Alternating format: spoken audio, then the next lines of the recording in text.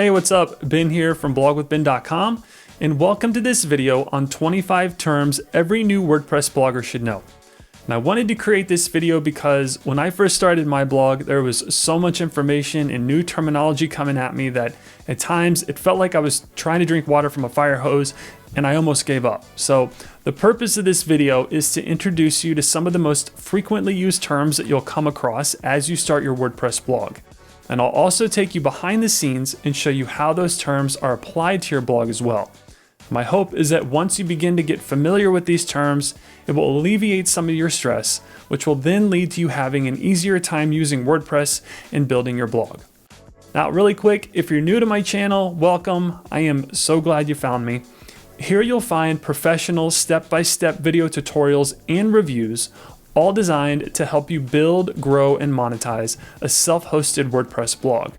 And if you find this video helpful, I would love it if you would like, comment, share, subscribe to the Blog with Ben YouTube channel. Doing so helps me keep this channel going and growing, and it allows you to stay up to date with all the videos that come out in the future. I also encourage you to sign up for my mailing list, and I'll put a link to that in the show notes below the video description. That way you can gain access to my free ebook, The Blog Starter Kit. But either way, thank you so much for all your support. All right, with that being said, let's dive in. Here are 25 terms every new WordPress blogger should know. All right, the first term we're going to cover is WordPress.org. And this is free open source software that you could use to create a website, blog, or even an app. And it's what I use for my personal blog at blogwithben.com. It's also what I exclusively use and recommend in all of my YouTube tutorials. WordPress.org is by far one of the most popular ways to build a blog, and over 43% of the entire web uses WordPress. It powers millions of hobby blogs all the way to some of the biggest news sites online. Now, not to be confused with WordPress.com, there is a common misconception that WordPress.com and WordPress.org are the same platforms, and that's not true.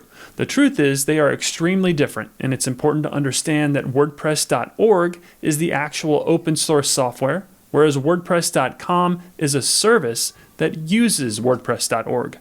And if you'd like to know more about the difference between the two, I've created an in-depth article comparing WordPress.com to WordPress.org you could check out at blogwithben.com. And I'll be sure to link to that post in the video description below. Either way, WordPress.org is extremely popular with bloggers and is something you'll hear quite a bit when you're in the beginning phase of building your blog. The next term we're going to cover is web host. In order for your blog to get online, you'll need to rent some space. And that's where web hosting companies come into play. They'll lease you space on their servers, which are high-powered computers that are then connected to a very fast network. This allows your blog to get online. A web host is also where all of your blog's files are safely stored. These files are what make up your site, and a web host keeps them on their servers to ensure that your blog is working 24/7 and that it's connected to the internet. Now, you have a ton of choices when it comes to what web host to use, but from my experience, one of the most reliable and affordable web hosts for new bloggers is Bluehost. I use and recommend them in all of my how to start a blog tutorials, and if you want to learn more, just visit the Bluehost link below in the video description. Moving on to our third term, which is domain name. Now, one of the most important things you'll do whenever you start a blog is choose a domain name. Your domain tells people and search engines how to get to your blog. And that's why it's important to choose a domain name that's SEO friendly and easy to promote. For example, my blog's domain is blogwithben.com. Pretty straightforward. Now, there are different types of domains, and depending on what type of blog you're starting, your domain name could vary. You could have a .com, .org, .net, .blog, etc. However, when it comes to domain extensions, which is what I just mentioned, those are top-level domains. Those should be first on your list. And without getting too technical, a top-level domain is the highest extension in the hierarchy of domain names on the internet. For example, .com, .org, .net, .edu, .gov, those are all top-level domains. And those domain extensions are widely accepted and easily remembered. Now, a quick tip, if you purchase Bluehost web hosting, you get your domain name for free for the first year. And after that, it will typically be anywhere from $15 to $25 per year. And if you need some extra help choosing a domain name, I've written a blog post called 10 Tips on How to Choose a Great Domain Name. It's linked below if you want to check it out. The next term we're going to cover is SSL Certificate. And this basically creates a secure path for information and data to be passed back and forth online. And when your blog is protected with an SSL certificate, a padlock icon and the HTTPS prefix will display on your visitor's browser bar.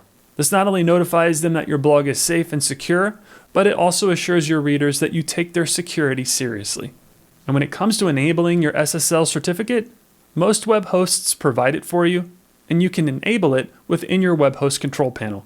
But if you use a web host like Bluehost, they'll provide free SSL certificates for all assigned and parked domain names that are set up in your account. In most cases, the SSL will automatically assign and install itself to your new and existing domains. Our next term is CMS. And CMS is an acronym for Content Management System. A CMS is basically software that you can use to design, manage, and publish content without having to know how to code. For example, WordPress.org, that's a CMS. There are other types of CMSs out there, but if you're looking to start a blog, a WordPress.org CMS is a great foundation for a professional blog. Next, we have Dashboard. And in the world of WordPress, your dashboard is like home base for your blog. This is also the first screen you'll see after you log into your WordPress account. Your dashboard houses all of your user permissions, content, plugins, pages, and much more. It's easily the most used feature of the backend of your blog, and as you become more familiar with your dashboard, you'll become a much more efficient blogger as well. On we go to the next term, which is Media Library. So your media library is where all of your images, videos, PDFs, and recordings that you upload to be used on your site are stored. It's also a place where you can edit, view, and delete media previously uploaded to your blog. Search and filtering is also available to allow you to find specific files. There's also a feature called Attachment Details, and I use this quite a bit because it allows you to edit the alt text and titles of your images. Alt text could probably be added to the list of terms, but it's basically how the search engines see your images. So having the ability to tell the search engines what your images are through the attachment details within the media library is a huge deal.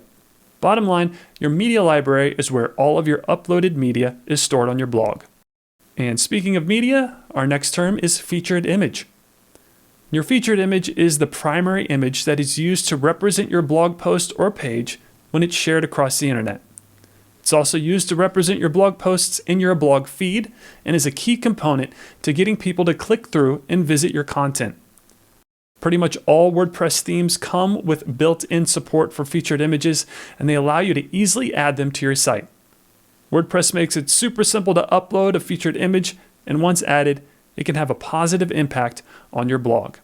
A quick tip though, when it comes to the size of the image you use for your featured image, WordPress recommends that you use an image that's 1200 by 628 pixels. Also, be mindful when choosing images to use for your featured image. You can't just use any image that you find on Google. I recommend using sites like Unsplash, Pexels, Pixabay, etc. They offer royalty-free stock images that you can use without having to worry about copyright issues, and I'll link to those resources below in the video description. Next, we have permalinks. And by definition, a permalink is a static hyperlink to a particular web page or blog post. All it really is, though, is it's the URL of the content that you're publishing on your WordPress blog. And these are the links that you're going to be sharing with the world whenever you want to share your content. And these are the URLs that people will enter into their browser whenever they want to view one of your pages or posts. That's why it's very important for these links to be set up properly. Now, WordPress gives you the ability to customize your permalinks and tailor them to your blogging needs. I personally use and recommend the post title permalink. This basically uses the title of your blog posts and pages in the URL of your content. Again, this creates a better user experience for your audience and also bodes well for SEO. Our next term is page. Now, a page is a static piece of content on your WordPress site. They're standalone pages that typically serve a specific purpose, like a contact page, privacy policy page, about us page, and so on. They're different than posts because they aren't being published on a regular basis. Pages are also usually found in the navigation menu and footers of most websites and blogs. A quick tip, along with the pages I just mentioned, every blog should have a resources page. This is where you list out all of the tools that you use and recommend. But the strategy here is that all of the resources you list, you're an affiliate for. That means that if someone clicks on the links on your resources page and they make a purchase, you'll earn a percentage of the sale. And having a resources page is a great way to help your audience and earn a passive income at the same time. Moving right along to posts. Posts are the bread and butter of any blog and are how you publish new and fresh content on your site. Now, as opposed to a post can be regularly updated and published. It's what makes up the majority of all blog content and is how bloggers share new content on a regular basis. Posts are also displayed in a blog feed. And depending on the WordPress theme you use, your blog feed can vary in how it's displayed. WordPress also makes it super simple to edit and configure your blog feed, giving you yet another way to create a fun and unique experience for your blog's visitors. Our next term is plugins. Now, plugins are bits of software that you can download to extend your site's functionality. Plugins can enhance a blog so that it can have better SEO, have integrated web forms, site security, social sharing buttons, and so much more. Plugins are an intricate part of any WordPress blog, and it's highly recommended that you use them on your site. However, be careful not to use too many plugins and be mindful of the plugins you download. And as you're adding plugins to your blog, WordPress does a great job of showcasing popular and trusted plugins. And as you can see within the back end of your dashboard, you can filter through the plugins by popular, recommended, favorites, and premium. There's also ratings and more details on each plugin so that you can be sure that it's the right fit for your blog before downloading it and activating it. Next, we have blocks. Now, blocks are a relatively new feature that was developed when WordPress updated its content editing experience during the WordPress 5.0 update. And blocks are essentially content elements that you can add to your posts or pages to create different types of experiences and layouts. And when you begin to create content in your WordPress editor, you'll see that each section is broken down into a specific type of block. There are image blocks, paragraph blocks, column blocks, and much, much more. The blocks really give you a lot of creative control over what your blog looks like and how your content is displayed. They also allow you to be much more efficient with your content creation. In some instances, what used to take hours to code can literally be done with a click of the mouse when using the new WordPress content blocks. Our next term is sidebar. Now, your blog's sidebar is the name for this column of space. It typically displays in a two-column layout, the content on the left and the sidebar on the right, and it's where bloggers add different widgets and ads to enhance the user experience. Sidebars are also a global element, meaning that it's the same regardless of what page or post your visitor lands on. If that piece of content is using a sidebar, it'll be the same regardless of what page or post the user is on. Sidebars are great for driving traffic to important aspects of your blog as well. For example, most sidebars will have some sort of opt-in form followed by some widgets with some ads sprinkled in there as well. This is a piece of real estate on your blog that can increase user engagement and increase conversions. Moving on to widgets. These little guys are very similar to plugins that can add functionality to your blog, specifically in your sidebar. And when you begin to build your sidebar, you'll see that you have the ability to add various widgets like opt-in forms, calendars, a search bar, custom code, and much, much more. Adding widgets is yet another way to enhance the user experience and drive traffic to important aspects of your blog through your sidebar. Our next term, or terms, is categories and tags. And I'm grouping these two terms together because of how similar they are. But categories and terms are both used to group content into similar topics, and they give you a way to organize your posts so that your audience can easily find what they're looking for. However, categories are best used for broad groupings for topics. For example, if you're creating a food blog, you might use categories such as breakfast, dessert, or cocktails. Tags are more specific that you can use to group related content. Staying in the food blog theme, you could use tags such as egg sandwiches, chocolate cake, or whiskey cocktails. One of the major differences between categories and tags is that categories can have a hierarchy, meaning you can have parent and child categories, kind of like subcategories. Tags, on the other hand, exist only on their own and have no set relationship to anything else other than the content. Our next terms are parent and child themes. And again, I grouped these two together because they work together and they're pretty similar. So the type of theme that you use on your WordPress blog determines what it looks like on the front end. It's like the paint job on a car and can really dictate the overall look and feel of your blog. Additionally, WordPress themes can be grouped into two types. There are parent themes and child themes. A parent theme is the initial theme that you install and activate on your blog. It's also independent of any other theme in order to work. A child theme, on the other hand, is almost stacked on top of the parent theme and then inherits the features and functionality of the parent theme whenever it's installed. It's depending on the parent theme in order to work, and is probably one of the most important aspects of a blog because it can save you from losing your customizations even if you update the parent theme, as all the customizations are stored in the child theme and you can view or edit them there. And when it comes to the type of WordPress theme to use, there are literally thousands of themes to choose from. And like your plugins, WordPress gives you a quick and easy way to browse, preview, and review the themes in order to choose the one that best fits your needs. Next, we have Gravatar. Now, your Gravatar is a globally recognized avatar, and it's basically an image that follows you from site to site, appearing beside your name whenever you do things like comment on a blog post. Now, even if you have your comments turned off, it's always a good idea to have a Gravatar to enhance your online presence and increase your brand recognition. Here's a quick example of my Gravatar. As you can see, the Gravatar displays my image next to my comments, which helps identify the comments on the blog and web forms. Also, Gravatar is a free service for site owners, developers, and users, and is automatically included in every WordPress account. Plus, setting up your Gravatars in your site's pretty easy to do. You sign up, upload a picture, connect your site, and then anytime you comment on any Gravatar-supported blogs or websites, your Gravatar comes along for the ride. And then one thing I want to point out is that you'll need to sign up for a free WordPress.com account in order to create your Gravatar. It's free, and once your WordPress.com, not WordPress.org, but WordPress.com account is set up, you can quickly create your Gravatar. Next, we have SEO. And SEO is an acronym for Search Engine Optimization.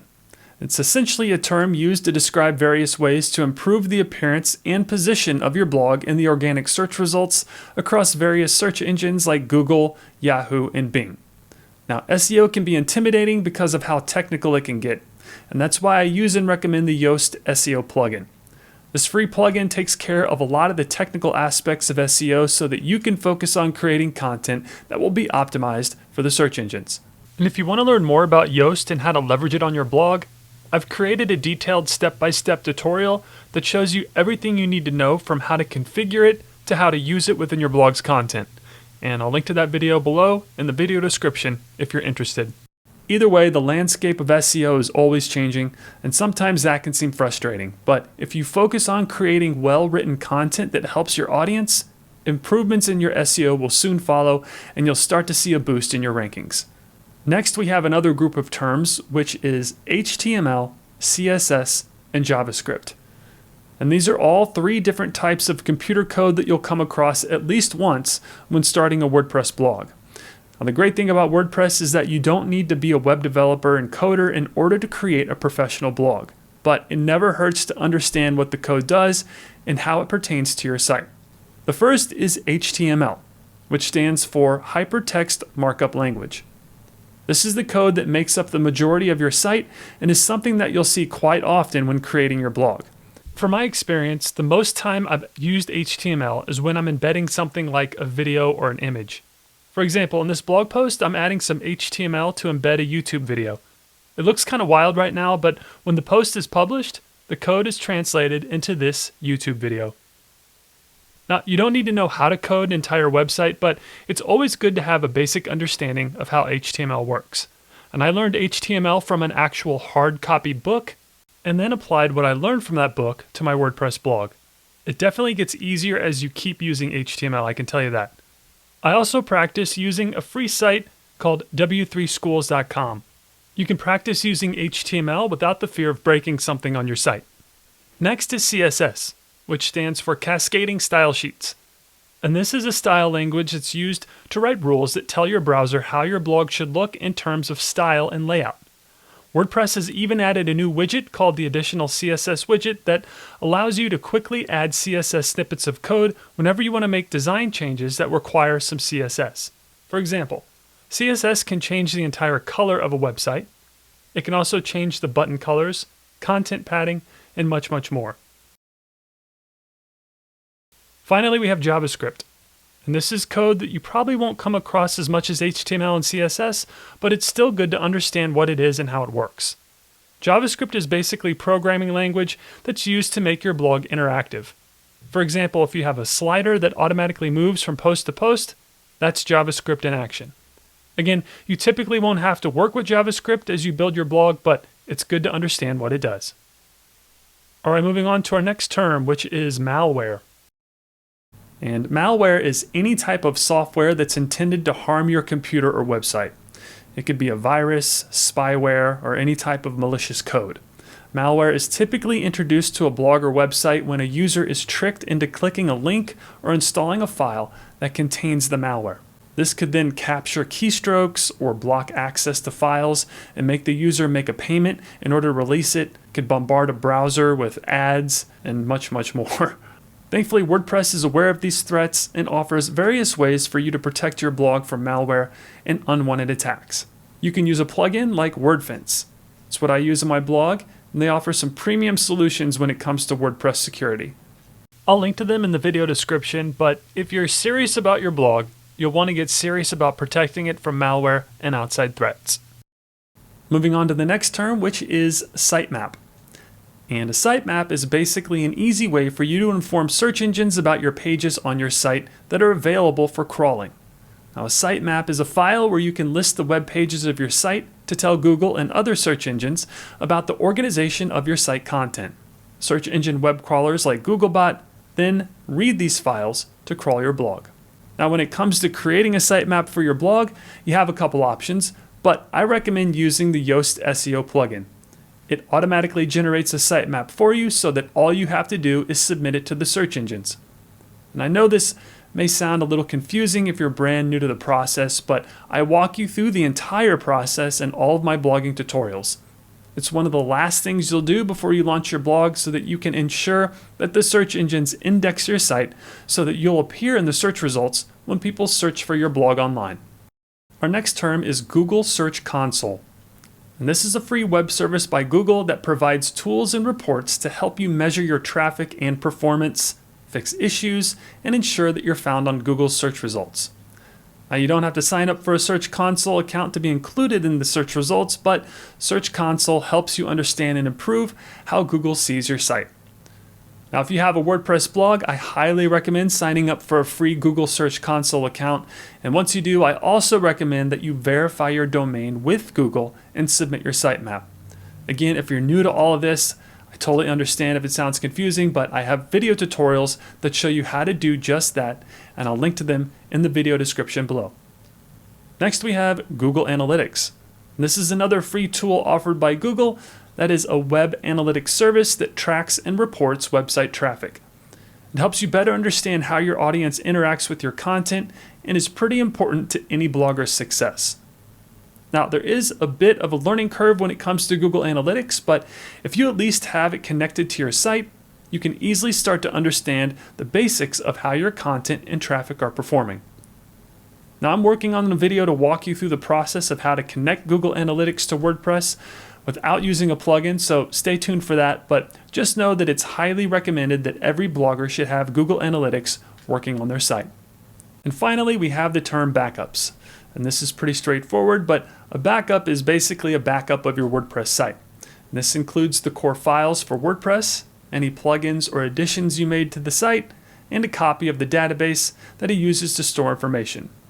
Now, you should back up your website regularly, and most people try to do it once per month. However, sites with higher traffic should probably do it more often. Reason being, if something were to happen, like a hacker takes down your site or something breaks, you'll be left with nothing, and all of your hard work will be lost if you don't have backups. So that's why it's extremely important to back up your WordPress site on a regular basis. And there are a few different ways that you can do this. You can do it manually, with a plugin or have your web host do it for you. I personally use a plugin called Backup Buddy Stash Live. It creates regular backups that I can store on an external server and also download to my hard drive to save if something were to ever happen to my blog. Either way, having backups of your WordPress blog will give you peace of mind and ensure that all of your hard work that you put into your site is safe. Alright, so that's going to do it. Those are the 25 terms that you'll come across as a new WordPress blogger.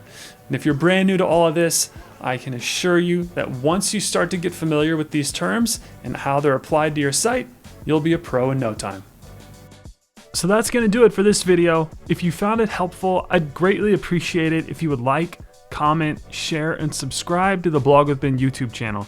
Also, if you're looking to start a blog, check out these 2 videos on how to build, grow, and monetize a WordPress blog. They'll walk you through the entire process step by step. And as always, your support means a great deal to me and my family, and for that, I thank you. So with that being said, I'll see you in the next video, and thanks for watching.